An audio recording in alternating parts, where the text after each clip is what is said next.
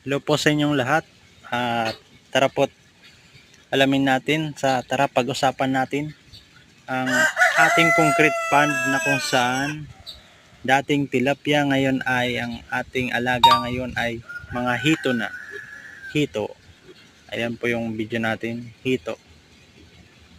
So, nung last vid po ay yung alaga po natin ay mga tilapia. So, ating pinalitan na hito kasi yung mga tilapia ay nasusurvive naman po nila dito sa concrete pond, kaso masyadong hassle po kasi ang nangyayari po kasi every 2 days or kahit 1 day lang, kapag masyadong madami talaga yung tilapia sa ganitong size, talagang ang bilis magdumi nila. So every 2 days talagang palit tubig. So dun po masyadong hassle, and then makitubig po talaga. At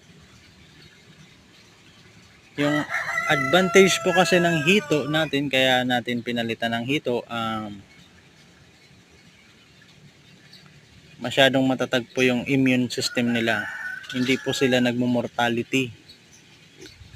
At ayon po sa aking pagsusuri, yung mga tilapia natin ay hindi naman talaga sila namamatay basta't inaalagaan ng mabuti.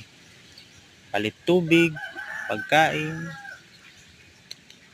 at iwasan yung overfeeding kasi yung mga nila, tawag doon, yung mga pagkain nila natutunaw doon sa tubig, and then nagkukos po yun ng mortality. Ibig sabihin po ng mortality, pagkamatay po nila.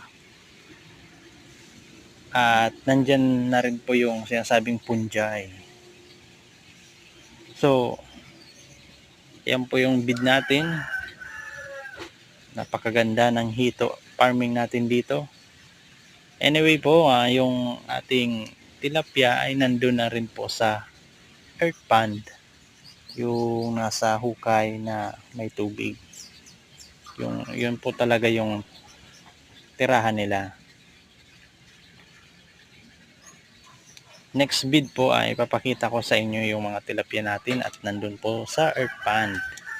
At ito, nagsimula po ako ng hito farming dito sa aking concrete pond. So, thank you po sa inyong lahat. And next vid po ay pag-usapan po natin ang